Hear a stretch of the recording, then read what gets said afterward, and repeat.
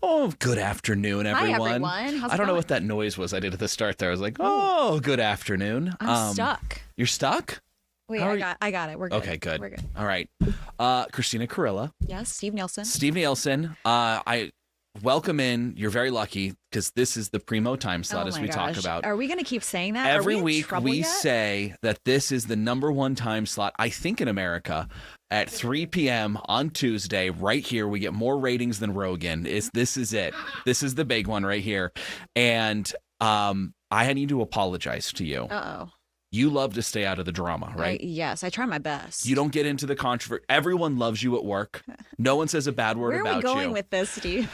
Well, unfortunately, Celeste found out in the mornings that I've been saying this is the primo time slot and the number Okay. one show. It was bound to happen. And she's not happy about Well, that. I mean, who would be? Yes, she's pushing back. She says she has the number one time slot at 10 a.m. Oh, no. Monday through Friday. So we have a little bit of a battle now. It can't be both of us. Exactly. I don't know how to settle this, but all I know is you got to be my teammate on this one. I have forced you into this. No. I've forced you into the drama. You have. I'm very sorry. Now I'm a part of this? Oh, no. Yeah. Well, there's only one way to answer this. Yeah? It has to be a fight. It has to be. Yeah. Yeah. When you say a fight, you mean... It's a broad spectrum. You mean like a rap like battle? face to face. Like we have to like duke it out. No, I'm just kidding. Through our words. Through our words, ever. in case if my son is listening. We use our words, right? We use our words. That's I right. like that. Mm-hmm. I like that. Yeah. But we'll figure that out. We have to get together with Celeste, gosh. figure out how to handle this because the rivalry has just begun here. But we've got a lot to talk about today. We'll move aside on the Celeste news there. Okay, thank you. Mm-hmm. Yeah, so a lot to talk about in this show. But first, we're going to start with this. So this happened on Sunday. Devastating. A few people, 4 people lost their lives in Michigan after this shooter drove into a Mormon church there during a service that was happening Sunday morning and started shooting at people while the service was going on. Obviously devastating. And then the suspect was actually killed by police. But we're learning more about the suspect now. And the story is kind of unfolding to this day. This just happened on Sunday.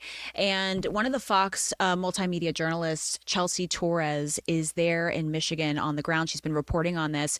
And she joins us now with more. Chelsea, you spoke to people there. You've been reporting on this since it happened, really, on Sunday.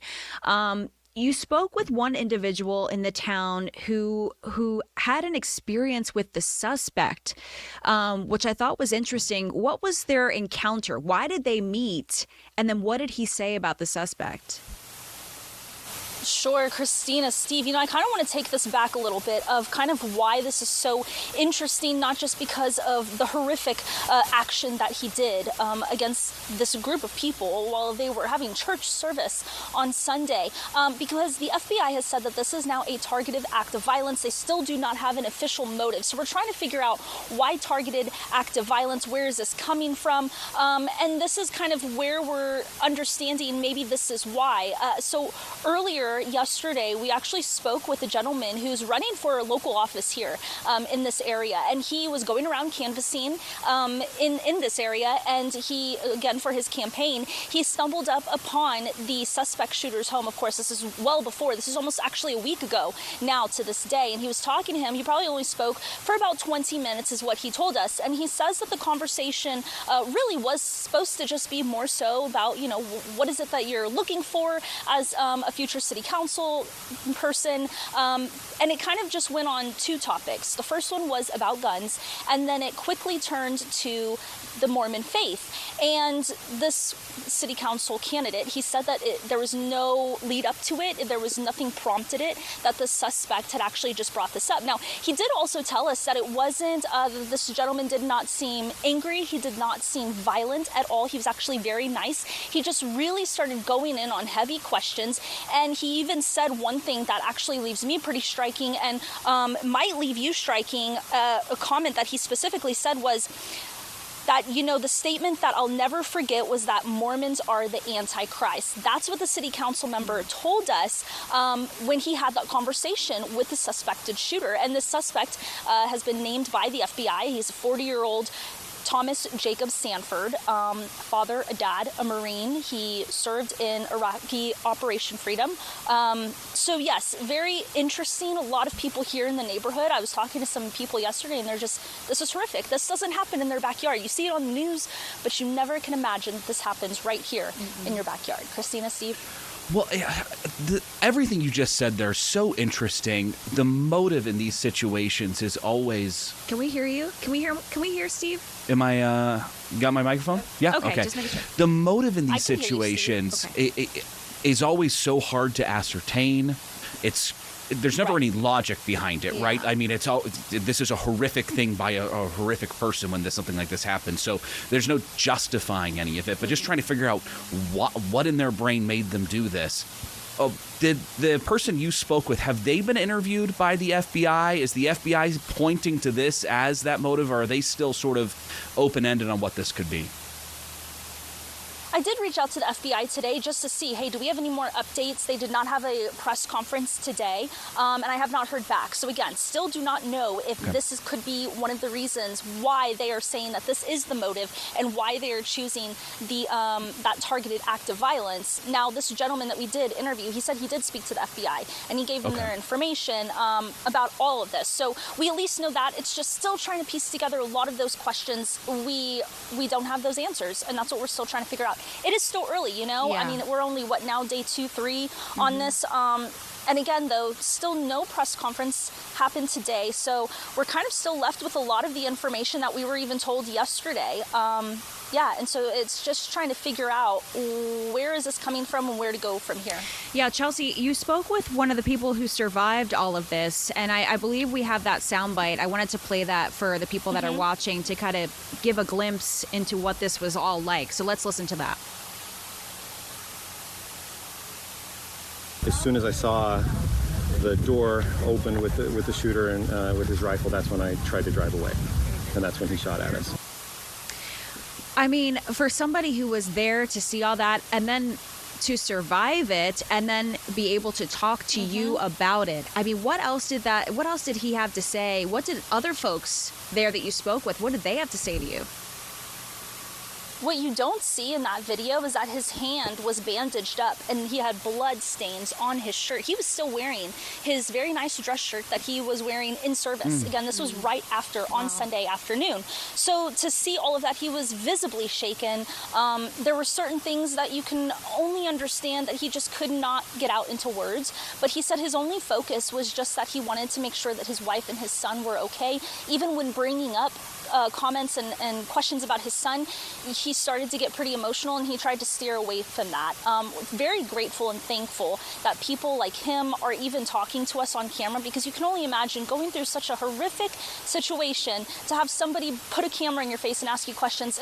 That's a lot, and a lot of people really do steer away from that. I don't think people understand that. As a journalist, you're not going to get every single great interview, but he did. He said he was just trying to focus on his wife and his son. They were in their car and trying to get away, and that's one thing that people don't understand about this situation. You know, the suspect shooter, he rammed his truck into the front part of the church, and a lot of people, and actually Brian Taylor, the gentleman that we just heard from, he even mentioned, you know, when we heard this, we thought that maybe somebody had gotten into a car accident. So there were people that were literally going out to see what is going on. Let's make sure that this person is okay, because it was so loud.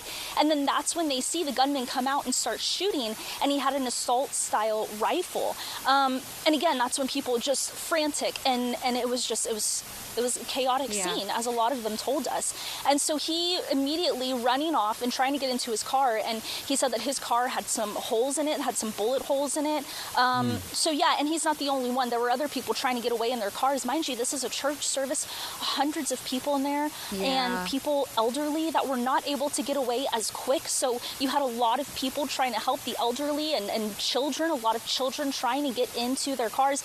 Guys, when we kind of look at just, 4 people died, and we do not have many more details about these victims, but then we have 8 people that were injured. 5 of them had gunshot wounds, and 3 of them from smoke inhalation, because remember, the church was set on fire by the gunman.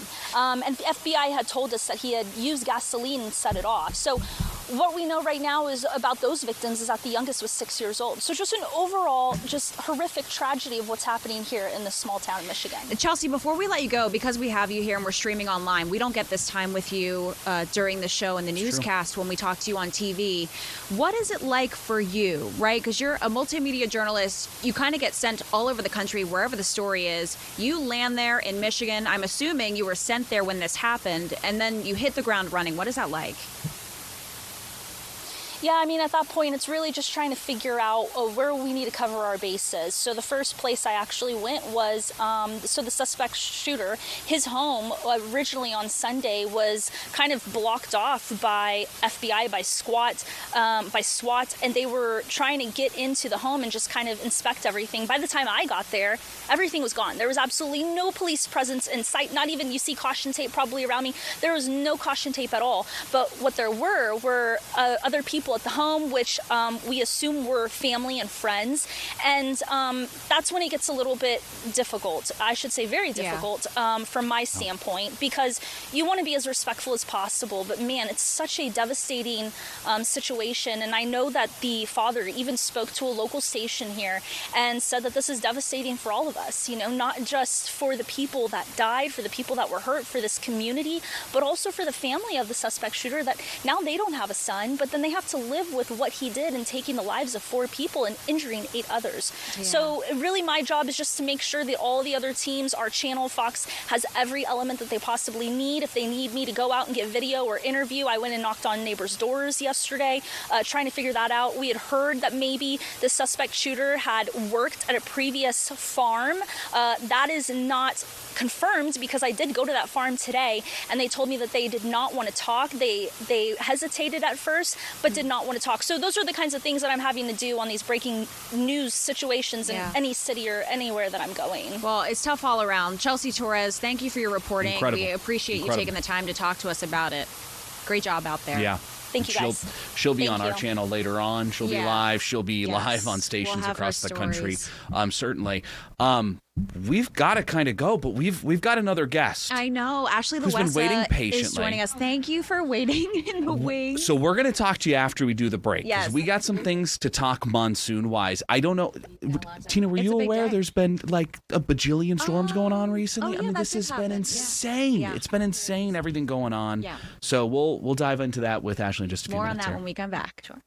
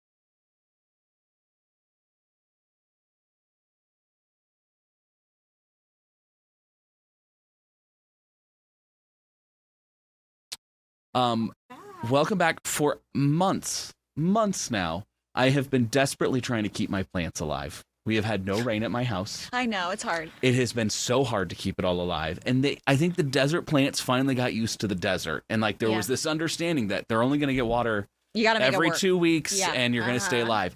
All of a sudden in the last 24 hours, they have all just wilted over because they don't understand the water that's happening right now. Yes, it's I thought you were going to say they're thriving. No, that's what I was thinking. Opposite. Wow. They finally their roots got used to like, okay, our owner doesn't water us very often, and we need to be prepared for that. And this is too much now. Yeah, too much. I think things across the valley are going to start looking real good. Yeah. On the hiking trails and stuff because of all the rain. I bought some new hiking shoes. Okay, good for I'm you. ready. So we're going to break those in after, switching out the rain boots. That's for sure. Yeah. Because boy, oh boy. Can we talk about the monsoon season? It's the last day of monsoon season. Today is the last day and the last day of September. I mean, Mother Nature going out with a bang. Yeah. A lot of us were saying that it was a monsoon, quote unquote, is what we like to call it. Yeah. But here are the rain totals that we have collected.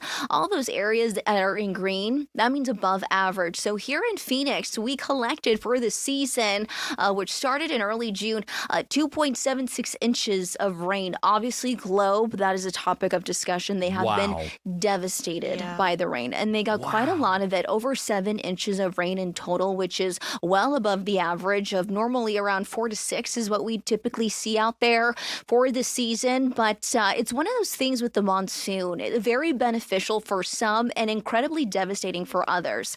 As we witnessed in Globe, Winslow picked up a little over 4 inches, and up north, a little below that, not as impressive, Flagstaff and Prescott, we were a bit below average. Tucson only picking up close to 3 inches, but not quite. Yuma picked up above average readings of over 2 inches of rain. So that 2.76 that we collected, that is above average. The average is 2.43. So we definitely have made some moves and huge improvements, especially just compared to the last couple of years. 2023, it was the driest on record. We picked up about 0.15 of an inch. And so to go from even last year, close to 3/4 of an inch, to close to 3 now this year, this is huge. And it brings us a lot of good improvements as well. Short term, mind you, because I mean, we can't have one good monsoon season erase years of drought. So I just wanted to highlight some of the short-term benefits and the boosts of the monsoon. So boost soil moisture, your cacti in the cactus, Steve, temporary reservoir relief, and short-term wildfire risk reduction, and also some improved air quality as well. So that's always nice to have, right? And as far as how we're doing so far for the year, not too bad. So far this year, Phoenix Sky Harbor, we have collected a little bit over 4 inches of rain, and we still have just a couple more months till the year ends. Can you believe it, folks? We're going to be heading into the holidays. We're still a full inch short. Yeah, we still even are. With this being a good monsoon season. So it's not entirely amazing and impressive in some aspects. Because it just feels like it's been forever since we've just had an above average year. Yeah. Not even like a lot above average, just at average. Yeah. It just feels so hard to get there. Well, this year, the monsoon really ramped up at the end. Yeah. It was kind of like we had nothing, and then all of a sudden, a few days, boom. Right. And that is the problem with the monsoon, right? Is it's just so destructive out of nowhere. Yeah. Yeah. Well, for those folks in Globe, that's so unfortunate. I mean, it turned deadly over there, and the way that town is situated, it's just not in a great spot. Yeah. So they had flash flooding. I mean, they said yesterday with some of the sound from city officials, like no amount of sandbags were going to prevent this. Yeah. So, I mean, when it happens that quickly, it can be really scary for some folks. Scary, deadly, devastating. I mean, the aftermath, the cleanup efforts, I mean, it's going to take a long time for them to recover from something like this. And as you mentioned, just the structure of Globe, the steep terrain and just the water just dumping in excessive amounts. And you saw the aftermath of it. So it's just a very unfortunate situation. And it was just a couple years ago, we saw what was going on in Flagstaff with their massive flooding that they had there. It just feels like every year there's just one spot in this state that just doesn't just get a monsoon, just gets the horrific nature of that monsoon. So quickly, like it's just out of nowhere, the flash flooding. So Right, at the tail end of this season, mind you, too. Yeah. Crazy. Wow. Thank you, Ashley. Yeah, We Appreciate you, appreciate the Ashley. update. Yeah. Want to talk about, we've been talking about how this is the number one time slot. Yes. Because we got great guests. Yes, we You know, do. we had Chelsea Torres in the first segment. Just had Ashley join us right now. Yes, Ashley's fantastic great. talking about Love that. Ashley. To further prove that, we've got all these great guests. We got our people joining us on the chat right now. Bangarang Barami, hope you're pronouncing your name correctly. Joining us from Iran That's right amazing. now. Thank you so This much. is an international broadcast. We've it also got Doris joining us from Texas. Thank you. Thank you. It's called Fox 10 Phoenix, but it's Fox 10 World in my book. Fox 10 Talks goes international. That's so. right. This is an international thing. And let me tell you something else that's international. The Waste Management Phoenix Open, WMPO. Yes. This place, there are right now, if you go online and you say, I want to do a golf tour. Mm-hmm. If you're in Australia, they can do a golf tour to the Phoenix Open. If you're in Germany, they have golf tours to go to the Phoenix Open. It is an international event. That thing is, it's the largest. And it happens right here? It happens right here, right How across cool the is street that? from us. I know. And there's going to be big changes this year. Yes. They always try to improve upon the year prior. Yes. And this year, they are outdoing themselves. Yes. I'm excited to see the outcome of it. The press release was awesome to read. Yes, it was. So we've got Jesse Eisenberg joining us Yes. right now. Hey, what's going on? Tournament chairman, thank you for being with us. So first off, I got to say to you, big job, the tournament chairman. How are you feeling going into this thing? Because it's not just all the work. You got to do the news interviews too. You got to do the stuff like this. How you feeling? Got to do the dog and pony show. I feel Yeah. good. You know, we had a great year in 2025. So, you know, my job is easy. I just got to carry on with what we did in 2025. We have a great team behind us. We have great partners in WM. So I'm just the face guy. You know, we have a really good team behind us. I mean, it's always a great thing. I know a couple years ago they had like the muddy mess and all the rain. We were just talking about the monsoon. That was crazy. That was something you can't control. It's not going to happen this year though, because the monsoon is kind of seems like in the past now. Well, we're still a few months out from this. Right. We put it behind us. Yeah, Yeah. it won't rain again for several more months now. Well, not like that. I don't think so. Not like a rain event we just saw. So tell us what's going on at the 16th this year, because it seems like that's where a lot of the focus has been. Yeah, it's kind of a new era for 16, right? The most iconic hole in golf is getting a makeover. So out with the old, in with the new. We have a brand new structure that we're building out there. Construction started about 2 weeks ago. It's going to have a much different feel, much more upscale, much more elegant. The food and beverage package will be elevated.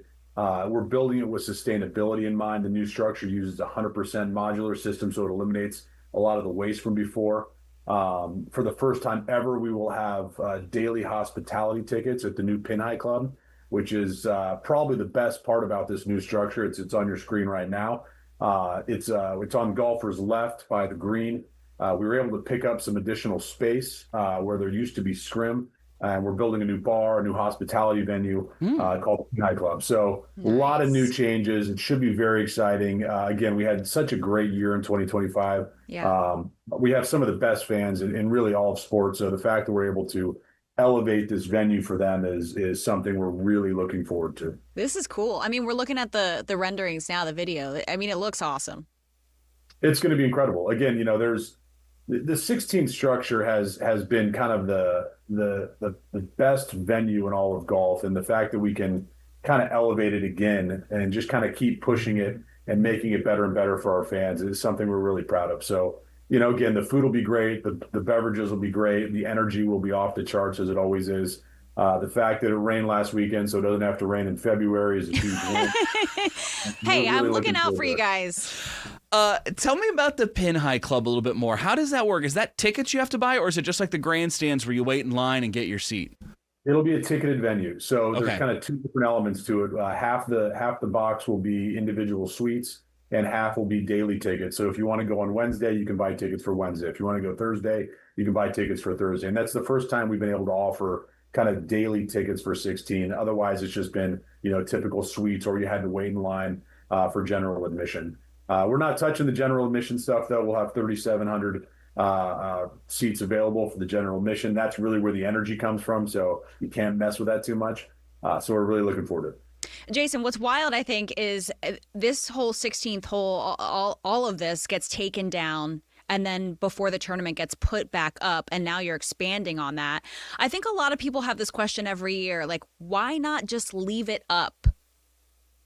It's a great question. I wish we could. It would save us a lot of headache. It's in a floodplain, and the BOR has certain requirements as far as what permanent structures can be there and what permanent structures can't. So unfortunately, we have over 1 million square feet of hospitality out there. Unfortunately, it all has to come down and rebuilt again. So usually the build is taken down by April, and then we start again in September. So it's not a lot of downtime, but it's. We wish we could have some more permanent structures. I got to ask you about crowds because it feels like the last couple of years, the rest of the golf world is trying to become the Phoenix Open in so many ways. We're seeing a lot rowdier crowds at thing. The Ryder Cup this last weekend was a lot. So what do you do going into an event like this where you see sort of that trend out there right now and say, let's have some fun, but how do you keep it in check? Yeah, and the fortunate part is we've dealt with it, right? I mean, we've had the crowds, we've had the energy for as many years as I can remember. I think we have some of the best fans in all of golf. When we had that weather event in 2024, we really took a hard look at how we can make the event better for everybody, the players, the fans. And I think we saw those results in 2025. We had that additional access. We had better pathways. We did limit the crowd. And I thought you saw the course respond accordingly. I also think you saw the fans respond accordingly. Mm-hmm. I think there was a lot more personable accountability from the fan standpoint. I think a lot of the locals and a lot of the people that attend the WM Phoenix Open year in and year out really kind of took some of the criticism they got in 2024 to heart, and were very respectful. It was an incredible event, and we're going to continue that again this year. Yeah. A lot of those changes you felt. You really did. I was there every single day that week at the tournament, and everything operated really smooth. Did all the right things. Yeah. No, it was a game changer as far as all that goes. All those little minor changes, the gates, all those things that people don't notice. Yeah. Everything operates better. Mm-hmm. Are there going to be any gate changes like that, or is it just kind of building off that success from last year? It's really building off the success for last year. That second entrance was a huge hit, just moving people around the course. We learned a lot of lessons on pathways and how people move around the course as well. We ran out of time, unfortunately. I shouldn't have asked you that question. Thank you so much for joining us. Really do appreciate it. We'll be right back in just a minute. Thank you. Thanks, guys.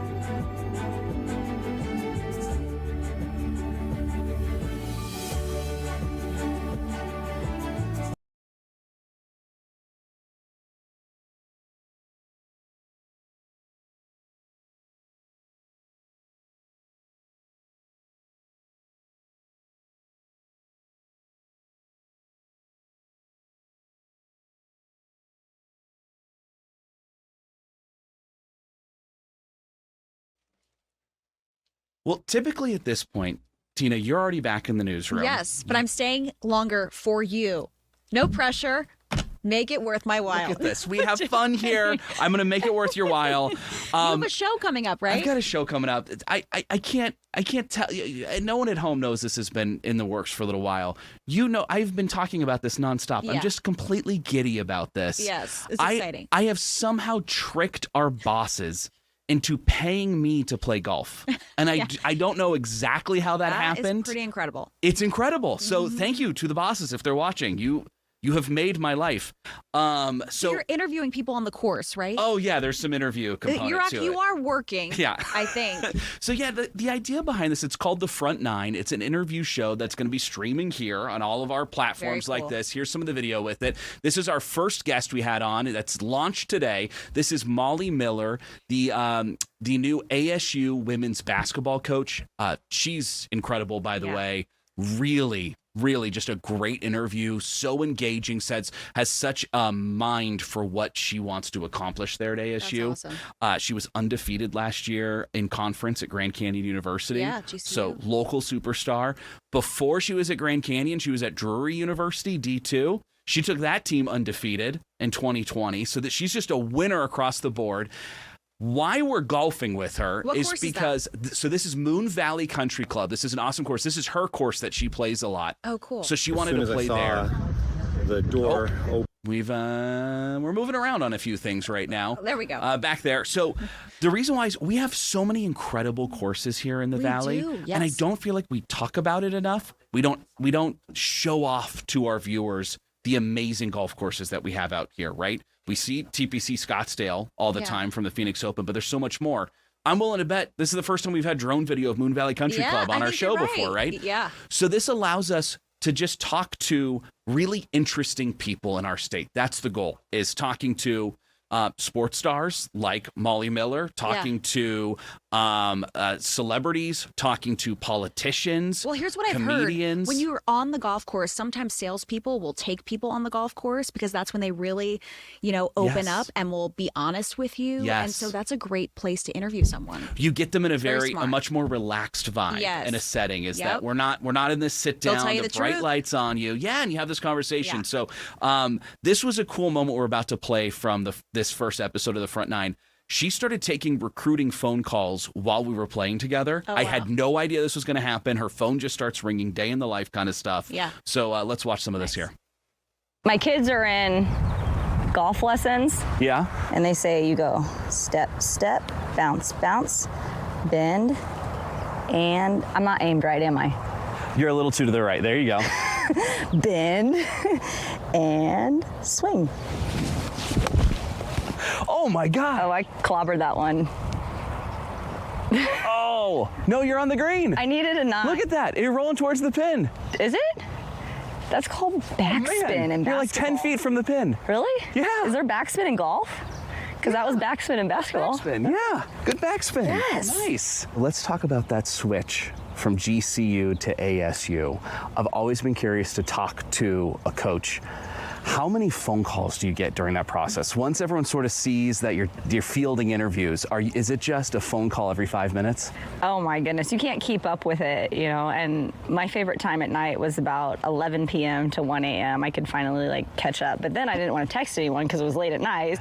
When did you start talking to Graham Rossini and the ASU team? Is that an agent phone call that happens first? How does that start? Yeah, it's, things happen in real time, so you can't just, push it off until after a game. Or I was really, really focused, though, on my team, 110% of my energy, because we had a special team, and I believed we were going to make a run in the tournament and going undefeated in conference, winning a conference championship, making it to the first round, playing Baylor. I mean, that was all historic. Yeah. And so for me, I wanted all my focus and attention towards that.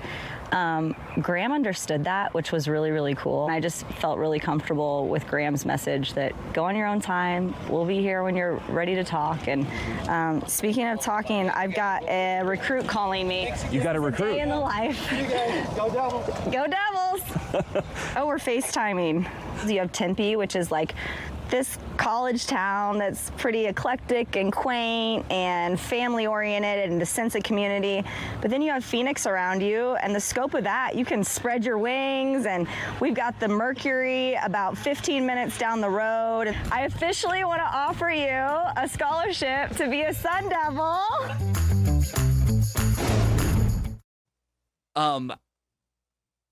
I don't think I've ever seen a coach talk to a recruit before. No. Or offer a scholarship You before. struck gold with that. It was incredible. I don't know what recruit she was talking to, Yeah. right? That's something she has to go do. There's a lot of NCAA rules and stuff like that, but we Yeah. were just there as she took that phone call.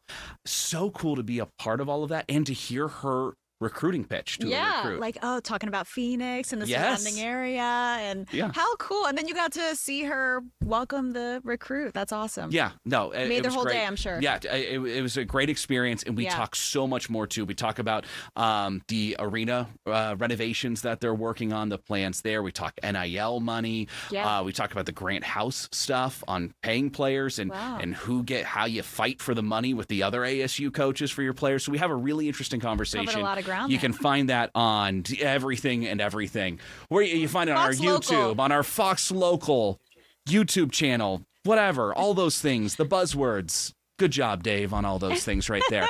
And we got a lot of other great guests coming up. We've already shot a couple of them. I don't want to reveal it too much as we pull these things out. But When is it released? When can people catch the next one and the next one? I'll let you know. Okay.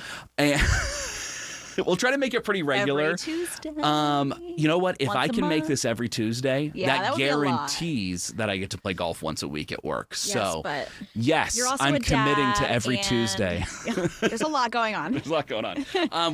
But I will tell you this: we've got a couple of national comedians, huge politicians on the national international stage too, that want to do this. So there's been a lot of buzz behind the scenes on this. So I think there's gonna be some great guests, good shows. I like so, it. Good job. Thank you. Appreciate it. So that's the front nine. Thanks for sticking around to talk with us here. Why don't you go? I'm going to go do the show. You got to go get ready for the show. Ooh, While you're ready to do that, I'm going to also sort of turn it over here. I'm going to let you walk out. I mean, you do you. You- It's okay. totally fine. I'm just going to sneak out of here. I'm going to switch microphones from this one to this one in just a second. Because, hey, Mitch, how's it going? We are switching our gears here now to the Newsroom tour. We got a little behind the scenes there of the front nine and how that works. And so we're going to get a little front nine action that we talked about there, where we talked with Molly Miller, the ASU coach. And now I love this. Mitch has never recorded one of these newsroom tours where we go through the atrium and walk through them before. And what I love about you, Mitch, which is great here, every other photographer I've worked with on this, they walk backwards so that I can walk forwards. You, no, Mitch, you switched the game on me. You're the smartest one here because you're the one walking forwards and I'm the one walking backwards. Very well done, Mitch. This is, of course, our famous atrium that I have told you about every week. Used to be an alleyway. We turned it into a building. I love our atrium here. Well, thank you so much. Let's enter the newsroom right now where we got this going on. So this is 3:38. That's the time we have right now as we enter the newsroom. It's always a fascinating time to walk into the newsroom right now because this is one of the busiest times in the building. Everyone works very hard to not make eye contact with me as I walk through. I see a few smirks. Don't smirk or I'll stop. Can't smirk. I'll stop and talk to you. But it's busy because we go on TV at 4 o'clock. We start doing the big shows over there. So people got things to do right now. They're hurrying, writing scripts and editing and doing all of that. And, well, this is fun. We got Rick Davis in the house right now, which we don't always have Rick Davis in the house. First, how you doing, man? I'm doing great, Steve. I'm doing good. You are photographer extraordinaire. I feel like whenever there's breaking news and we want to hear a voice on that, you're always that voice that we hear on the other end of the camera. Anytime we have a breaking news camera there, it's because of this guy who's listening to the scanners, doing all of that. How do you do what you do? Well, it's something that you don't just pick up overnight. Yeah. I come from a police family. My father was a Phoenix police officer, and he would always give us walkie-talkies and stuff like that for Christmas, and just kind of, grew on me. He lost his life as a police officer, and I just kind of want to stay close to him. And so here I am listening to first responders and things like that for 40 years now. 40 years, and that's how you became the absolute best at it. How often, when there's a breaking news scene, are you the first one that's there? Oh, Every single time? I just try the best to get there, and whatever happens, happens. But it's good to know where you're going if you're listening, so you get to a place safely and put the story out and make sure everybody sees what's going on. And that is so important. And these are the things that people don't know what it takes behind the scenes to have a news camera there to get that footage that's right there. That is important to see. There's a lot of safety reasons for that, accountability reasons for all of that. And you have really taken it to heart. No one tells you to sit in this chair and to listen to those all day long. That's just what you do because it matters to you. Yeah, and we're serving the public, and you can tell by where they're responding to and what they're trying to get out to people. And that's where we're here, because we want to make sure that people can get the information quickly and know what's going on. Rick, thank you so much. Really appreciate you. Anytime, Steve. I love it. He's just sitting there. We got a chance to talk to him there. All right, we're running out of time. We only got like 2 more minutes, so we got to sprint through here because there's hold on. We just saw Ashley in here. What's going Ashley's on, busy right now. Are you too busy to talk to us? No, I'm never too busy to talk to you, Steve Nielsen. You have an interesting national big picture story that you're working on right now with local connections. What's going on? So Adelita Grijalva just won the special election down in Tucson for District 7. She won last week. She still has not been sworn in, and she takes issue with that. She's very upset about that because she has been asking to be sworn in. Democrats are saying that Speaker of the House Mike Johnson is delaying it because she is the 218th vote needed to get a petition going that would release the Epstein files. Oh, interesting. Yes. Now I got to get his side in there. He's pretty much saying that this was a pro forma session. Today he canceled what was supposed to go on today, and he also says that he will be swearing her in when session restarts, which is October 7th. But that's like 3 weeks after she was elected until she's sworn in, and she's like, Tucson needs to be represented. Like, I have work to do. And so a lot of Democrats are coming up and saying, dude, you have sworn in other people this year a day after their special election. Why are you taking so long with her? Is it because of the Epstein files? Well, that's interesting. I mean, all of that, the back and forth of all of it.